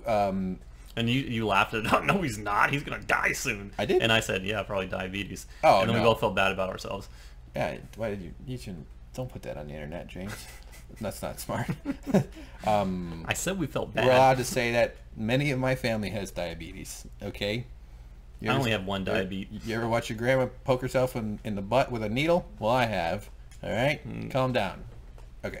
So 200 miles of King's Landing. She's almost there, kind of. That's still a long way to go. But the other direction is not King's Landing. That's the north. And what does she decide to do? She sort of... Knots Landing. Knots Landing. She's like, damn, Jon Snow. So she makes up her mind and she turns. She goes north. Family versus vengeance. Right. And or vengeance later. And something I think it probably helped turn her mind, those pivotal last episodes, when she sat down with the Lannister guys, and including Ed Sheeran, and realized they are not really all that bad people. Yeah, I think there's probably something to that. Cersei obviously needs to die. There's no doubt about that. But now I think she thinks that she can, get some support, go back home, and fight the good fight to bring down Cersei in another way. Yeah, I think that's probably going to happen. I am so looking forward to a reunion. I really hope they give us that. I want to see her, see Jon, see Sansa. How nice will that be when they all get back together? George R.R. Martin has never allowed us to have that before. He always takes and takes and takes and sets up near reunions and then takes and takes again. Right. But this season it seems like he's finally giving back. We get to see the Freys fall down. We get to see Daenerys finally land in Westeros. We get to see things that we've been waiting for a long time. So maybe a reunion is in store. Stark back in Winterfell. That's the end of last season. But yeah, totally. Yeah, and this is Jack Black because he was just on the wrong movie set. He didn't know where he was going. So there she goes, and off into the wilderness. And so that's a map of something. Okay, Jon Snow is strategizing. What do we do? There's the Maester with all his chains, and so he gets a raven from Samwell. So now he convenes everybody, and I thought this is good leadership. He's like, I gotta get everybody here. I want to talk about it. I'm not just gonna make decisions, and we're gonna make this a public thing here. He sits on a mountain. He goes. So Sam sent him the intel about the Dragonglass that's on Dragonstone, and they need it desperately. But he also has this letter from Tyrion. He's like, these two things can't be well, not a coincidence, but these two things are related, and they're very important, and we got to do something about this. Should I go or should I not go? Basically, should I stay or should I go? Yeah, you got to let me know. Yeah. Of course, Littlefinger is always observing with his own nefarious scheming going on, and so. But none of these people are fans of Cersei. They all hate the Lannisters. No, and none of them want to see the king in the north head to the south. Right. Not only is he needed there, but it's very risky for him to leave and go into enemy territory for a meeting. Especially some outsider who's super different that nobody really knows what'll happen. Because he doesn't know if he should go meet with Daenerys. And even Lady Mormont is not on his side for this one. Right. And usually she's the one that stands up and rallies the troops and kind of convinces everyone to follow and fall and lead with what Jon wants. Correct. Yes. So of course, he's persuasive. He's got a good case. He's like, we need all this Dragonglass. We don't have enough people to fight. The Night's King, all right, it's getting bigger all the time. And how useful will the dragons be killing the whites? I'm pretty sure we're gonna see dragons murdering some whites. Oh yeah. It's gonna happen. I'm really excited to see that. And I need to try to persuade her. And the only way he said the only way is if a king goes. I'm the only one that can make this happen. But then Sansa pipes up, and this is in violation of him telling her not to disagree with him publicly, or undermine him. She doesn't seem to care. She just sort of like lays it out there, like, no, man, like she wants to rule everybody. We are one of the kingdoms she would rule. She kind of has a right to do it. She's the last remaining Stark. She's the head of the Stark family now. They're in Winterfell, the ancestral home of the Starks. Yeah. And he may be the king in the north, but he's still a Snow, half brother or not. Agreed. Yeah, and she should do it. But well, actually, I'm just saying this not even half brother now that we know. Oh yeah, not brother at all. Yeah, but yeah, raised up. They were same brother house by relationship only. Sure, yeah, they shared bunk beds. But I'm just saying she's violating. Maybe that's not the right word, but he upbraided her for undermining him last episode. She's doing it again right now. But it's also sort of he's doing this publicly so they could have a discussion about it. So maybe it's not so bad anyway. So she just kind of like reminds him of all the times that Stark got screwed over by going to meet somebody at the south. And then he says, it's my house. I'll never give up here. It's part of me. I'll always fight for it. And, we need it. His main case is we're not going to win this without help. Yeah. That's basically it. So only a king can convince her you're abandoning she tells me you're abandoning your home. And then he goes, no, I'm not. You're the Stark now. You'll be in charge while I'm gone. And it looks like with that chain, she's trained to be a maester, though. A little bit, yeah. I do like that. It's funny. This is a weapon. She just unfurls it and starts whipping it around and starts slicing people with this razor sharp disc of frisbee. She likes frisbee golf. It's not even okay. So Littlefinger, of course, plotting, scheming. Brienne is like, all right, okay. I don't know. Sir Davos is like, ooh, probably could go for some marshmallows right now. Oh, actually, that'd be a bad because my friend got burned. And he's got little stubby fingers. Yeah, he does. Yeah, he gets burned every time. So there's Sansa, and then we got Sean Bean turned into Rock. That's too bad. Look at him. Holding a sword, looking cool. Well, wouldn't this be more accurate if they had just removed the rock, the head, and put it on the ground next to him? Good Lord.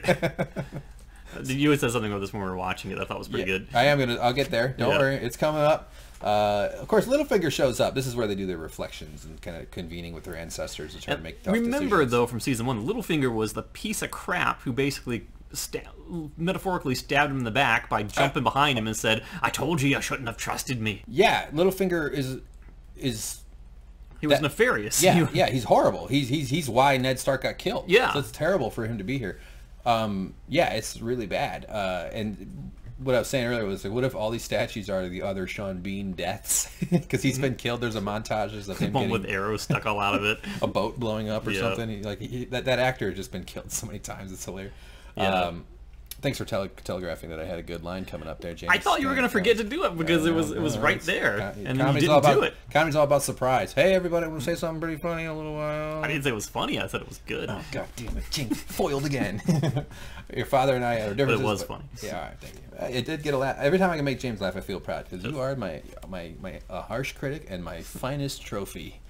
Your brothers and fathers are gone, and John doesn't want anything to do with them. He's like, no, nothing to say to you, bitch. If it weren't for he says not even a thank you because it wasn't for me to be slaughtered on the battlefield. Because he brought the Knights of the Vale to the battle, and he was it was. I think it's had he not done it, they would have lost. And this is his main card to play. He can only, I mean, not only, it's a big card. Like, hey, dumbass, you wouldn't be here if it wasn't for me. And he turns around and says, you obviously haven't heard. I can respawn. I can respawn with my inventory. I love Sansa as much as I love Cat, and that pisses him off, and he goes for it. And he goes, oh, fuck you, man. And he chokes him a little bit, and he pushes him against the wall. There you go. That's the kind of line that a brother is supposed to say to a guy who's creeping on his sister. Motherfucker, I'll kill you. So it's gonna be convenient because he's leaving. Yeah, but he can send a raven, Have the raven to stand there and mad-eye him, mad-dog him. Poop on him to death. No, an order to a buddy to say, hey, go kill that guy. We've had enough of him. Yeah, he's he's a powerful fella. He's the king of the north, man. Mm-hmm. Off he goes. I like that they wear these like increasingly large coat things. I don't know, it's just funny. And then John's off. There he is. He's very determined, and the fellows are getting ready to leave. This cute little moment where they wave at each other. Hi, bye, see ya. I'll keep care of it. Okay. And there they go. That's it. He's off on a journey. The decision has been made. Littlefinger sees the place is now his. It's dangerous having him around. He's going to cause trouble, for sure. Yep, that's what he does. Arya making a torch thing on the ground. And torch? A campfire? Yeah, oh yeah, campfire. And things are starting to get a little weird. The horse, of course, a horse, always detect things ahead of time. And animals, they're like, oh, what's going on? The horse knew you were going to have that joke earlier. It was neighing and like stomping behind us. The Sean Bean, other Sean Bean deaths. Yeah. The horse is acting all crazy. How did they? So when they make these, does some guy just sit over there like shining lasers in the horse's eyes to get it to like get upset? How do you make it horse? You gotta have horses aren't actors.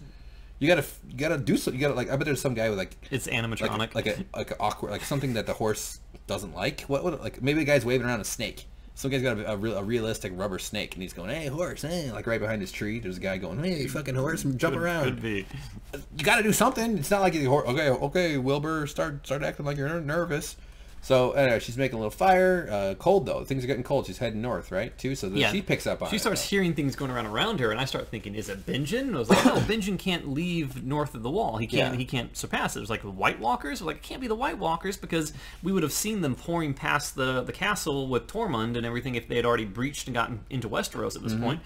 So I was a little confused here. I was like, what could it be? Yeah, it was a little confusing, and I didn't predict this, but as soon as we saw... You said maybe the Brotherhood without banners. Oh, yeah, I thought maybe them, because they're kind of like a guerrilla, they'll like sneak up on you or something. But then we see wolves, and we hear, wow, wolves, and then all of a sudden, there's wolves surrounding her. And I knew immediately, though, because I read the books, and there's references in the books to Nymeria, although I said Lyanna because I was dumb. Lyanna being the mother of Jon Snow. Yeah, whatever. She's stalking around, running with wolves. But I go, oh, it's Lyanna. But there's references in the books to a pack of wolves that's led by a dire wolf. That's and it's obviously in the books. It's clear that it's Arya's wolf who ran off. She freed her wolf because after the wolf. No, the wolf went missing. Oh yeah, she did free the wolf. Yeah, she freed the wolf because they were going to, King Baratheon, Robert Baratheon, order the execution of the wolf after the dire wolf jumped up and bit Joffrey in protecting Arya because he was going to basically stab her or hurt her gravely. When she and Arya was playing with the butcher's boy with the sticks and Joffrey came by. But you're right. Instead, they kill Lady. I was mistaken because the wolf ran off after he bit Joffrey. But then she did find the wolf later on, and then she did free. She's like, you're free, White Fang. Get out of here. You're free, Nymeria. So Nymeria goes running off. We never see her again. So I knew immediately, though, this was that pack of wolves. And wow, man, boy, are wolves fucking scary, man. Jeez. I've had cats. Okay. All right. So then all of a sudden, oh, man, there it is. There she is. Look at that thing. That's a big dog. That's a big old wolf. Good perspective CGI or whatever they call it. I don't know what that right word is. But, yeah, it's her dog, and she immediately recognizes her. And she's Nymeria. But it's been a very long time. And this is sort of a real sad scene, honestly, because it's a good way to get out of being murdered by a bunch of wolves and turned into wolf poop. But Nymeria does kind of recognize her, and she's like, dogs have that memory. You ever see those like there's this one video of this dude he lost a bunch of weight in the hospital, and his dog didn't recognize him. His dog's barking at him, and then the dog gets close, and as soon as he smells him, he's like, oh, it's Maria. So the odor would be like the thing. I was hoping that Nymeria would like join her team, and they would be like he'd have a gang of these amazing wolves to go, a pack. But she come with me, come on. She really wants her, and then no, not gonna happen. But she does let her live, so that's nice. Do you think we'll see the wolves again? Oh yeah. It's gonna be cool. A wolf and a dragon, any sort of animal is always fodder for warging. Yes. Oh, warging. Right. Plus, that's the. And someone once told me in a comment, and I don't know if this is true. I haven't really read the books. You have that all the Starks possess an innate ability to warg. Oh yeah, really? All of them? That's what someone told me. I don't know if that's true or not. If someone can help me out in the comments, if that's true or not, let me know. Yeah, I don't know. Maybe it's hidden deep. Could be. I mean, maybe it's genetic, like Yeah, you got to fall off a tower before it activates. Right. Yeah, you got to see some people having incest in order to turn it on. So anyway, it's a little sad, but she's probably happy that she's alive, but also it's sort of heartbreaking that she goes off. But that's not you. I don't know what the hell she's talking about. So yeah, there it goes. I don't know what she's talking about. Well, what is she saying? What's not you? Go back a few. I have no other dialogue. Oh, you didn't get anything else? Yeah. She goes, I'm a woman. That's not you. I don't know what that means. So, all right, well, whatever. She said something. So then, boats. We got boats. We got a ship here. That's the Kraken. This is the Greyjoys. So we're Mama will want to search those. These are the sand snakes. I always find their interactions a little obnoxious. Yeah, I don't really like them. I don't know what it is. They just don't feel like they're in the right show. And last episode, someone said something really great. When Euron Greyjoy was talking to Cersei in King's Landing, she said that she will not consider his proposal, his offer, unless he were to do something that he proposed, where he says, I'm going to bring you a great gift, I'm going to bring it back here, and it's going to change your mind. And I was thinking, oh, you're going to get Tyrion, which is completely bullcrap. People in the comments set me straight. They said, obviously, he's going to go and try and get the Sand Snakes, because they're the ones that sent a gift to Cersei with Mycella's necklace in it, clasping the teeth or the fangs of a serpent. Yeah. Which was a threat. Now Cersei is going to want revenge on them, so he's going to go after them, and he knows that they are with Yara. Right. So, okay, so you're saying that those commenters were right on. I'm saying that, we're about to find out what happened. That Euron is going to do what Euron does. Yes, yeah, indeed. And so will Yara, and what's her name? I forgot her name. The mom of the Sand Snakes. Snaky. It's the Snake King. Theon, his life is much improved, but he's still not having a great time. At least he can get drunk. And so these two are having a little bit of a moment. Now, they both like the ladies. Isn't like Ilana or something? Yeah, something like that. It's, but she likes the ladies and the fellas. She plays for both teams. Yara is all about it all.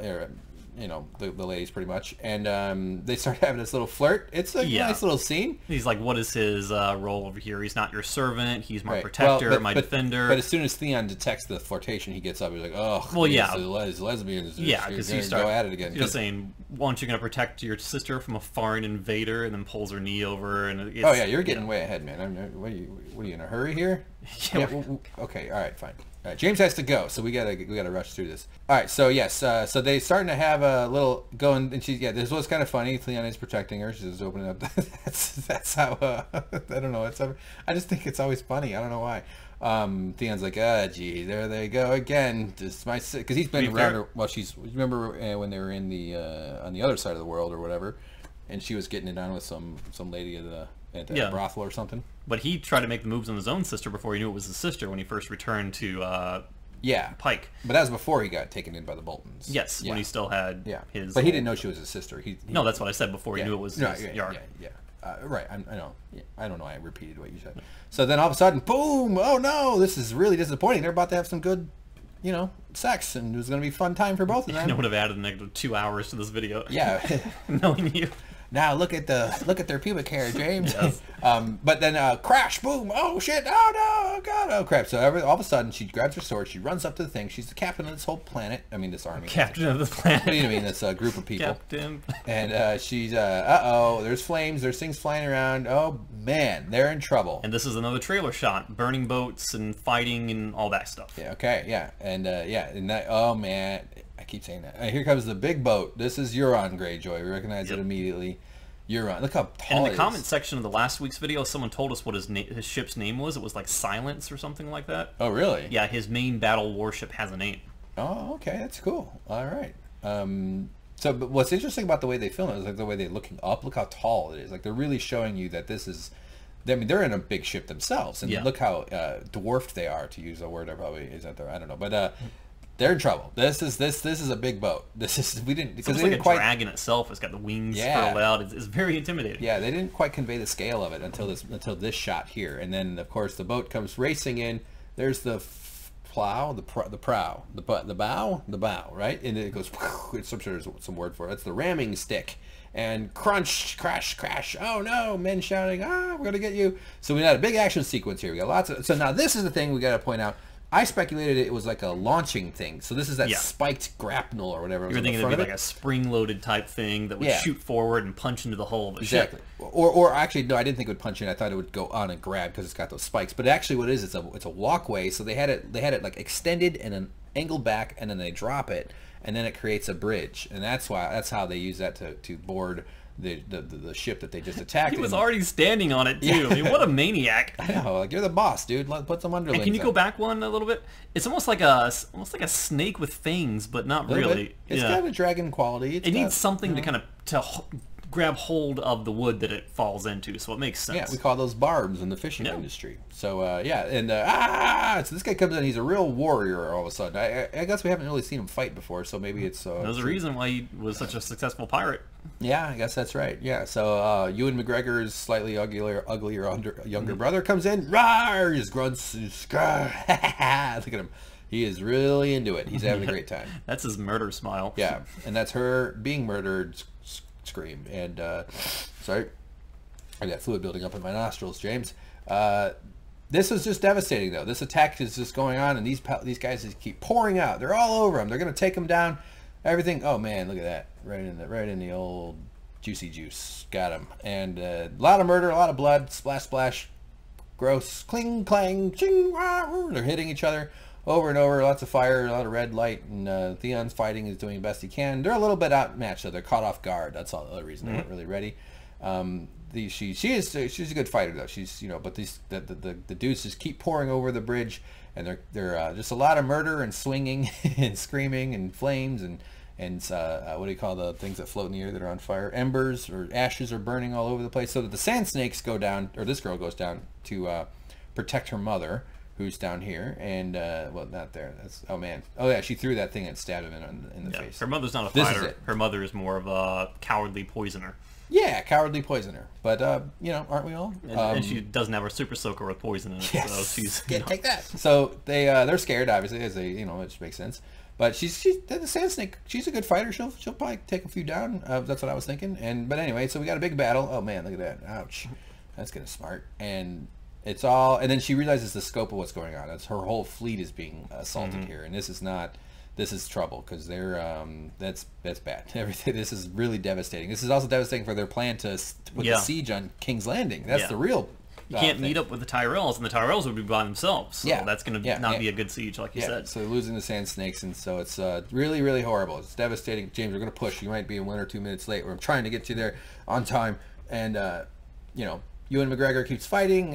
Take that, everybody! And so, this is the whip gets wrapped around his neck. So these are the two sand snakes using their famous weapons. One has a whip, one has a spear. They're kind of double teaming them. We got a mid-level boss fight. I'd let them double. Makes me wonder though, because they're sand snakes. Do they have poison on the tips of their weapons? So if they do cut him, is he going to be eventually killed, or will he be going to King's Landing anyway? So will he get the same treatment from Qyburn that the Mountain got, if that's the case? Oh wow, Qyburn would turn him into a zombie. Yeah, but they might be poison on their thing. So they do get him with a couple of hits.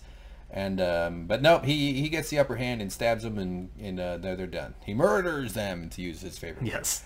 So it's no. Well, he hasn't killed him yet.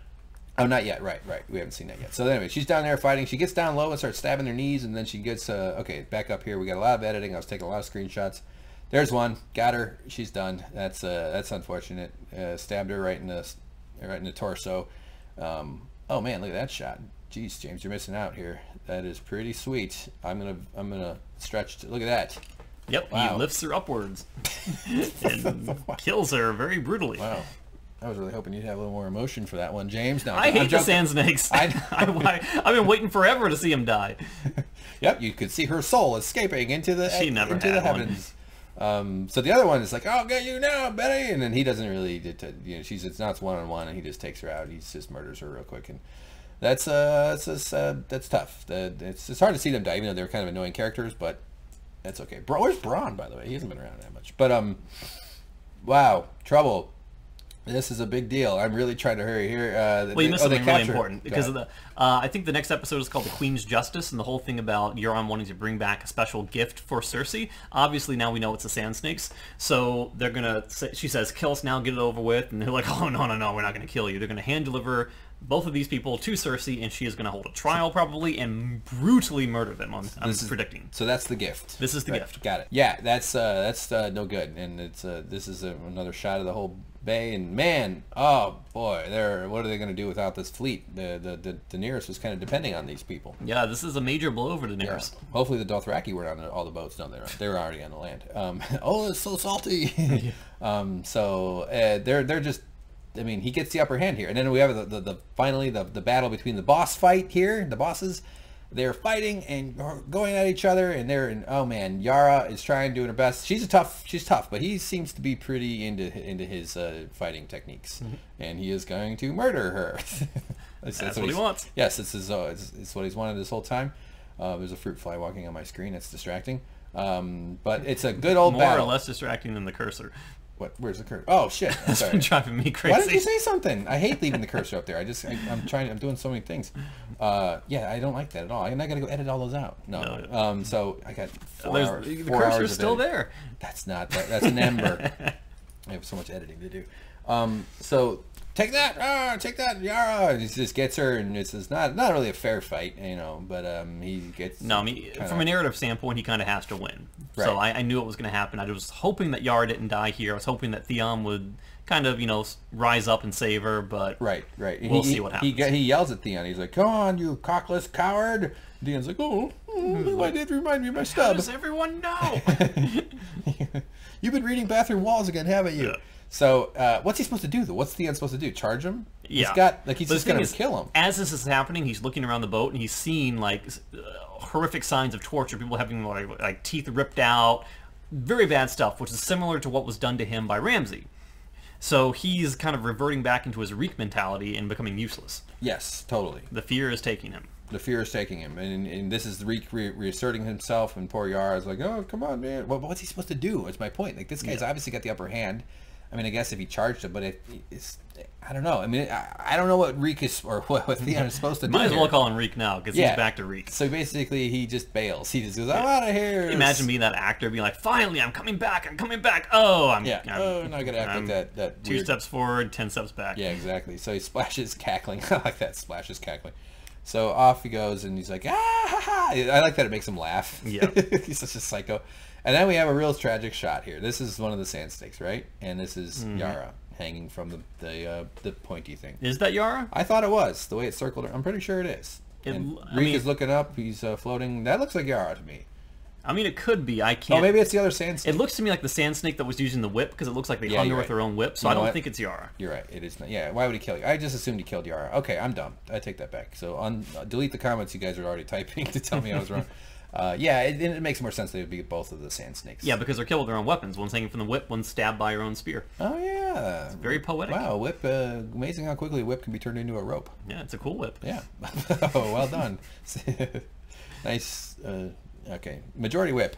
Nah, not good. Okay, so yeah, this is no good for Theon. Now he's stuck a bunch of burning boats and stuff. He's got to float around until somebody comes gets him or swims to the shore. Maybe. Gendry in his rowboat. Come on. Gendry could. So this... Hello. Do you need any armor made? And his arms are like giant tree trunks by now. Yeah. He's got a bunch of turtle shells in there. Yeah. Ninja turtle rags. The boat just like kind of, as it heads away, it's done its job. It's here. It's destroyed. Black screen, and it's the end. And Theon is in trouble. Yara's in trouble. This is a huge event. This is a huge turn. So any predictions or reviews? No, I think next episode is going to be focusing on King's Landing, Cersei's revenge on the Sand Snakes, Euron returning with a gift, possibly marrying Cersei for power as a symbolic gesture. I think that's really what's going to happen, because the next episode is called The Queen's Justice. Right. Who's gonna And marry Cersei? Jon. Euron. Oh, Euron. Yeah. Yeah, Jon Snow's gonna marry Cersei. Well, maybe he goes to the that wrong makes queen. a lot of sense. Yeah. So we'll probably see him meet Daenerys at some point. We haven't seen Bran. We didn't see him this episode. Hopefully we'll see Bran soon. He's in Castle Black. Other than that, though, we got to roll. We're gonna say goodbye. Yeah. So I thanks. liked the episode a lot. We did a great job. It was a great episode. I'm super into the show. I was so into the show I didn't even know it's Ed Sheeran or whatever that guy's name is. That's annoying. It is immersion breaking. I agree with people that didn't like. You mean you were so into the last episode? That's when he. Yeah, was... that meant to say. I just wanted to. Yeah, he was not in this one. No, I know. You're right. Okay. All right. Fine. Okay. But yeah, I'm saying I love the show so much. It didn't even occur to me to be annoyed at it. Well, I think the thing is can that do no wrong. I think his audience is kind of tends to be younger. I think, or maybe I'm just an old fart and I don't know him as much. But because I was only vaguely aware of him and vaguely aware of his appearance, and I knew it was him when I saw him, but he's not so engrossed in my head that he's. Right.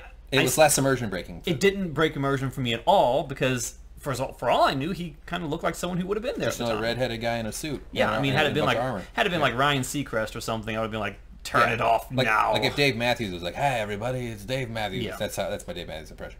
That would be really distracting. Yeah. I can play up to 10 or 11 Dave Matthews songs because I was very bored in college. I'm a good guitarist, James. I can play them all.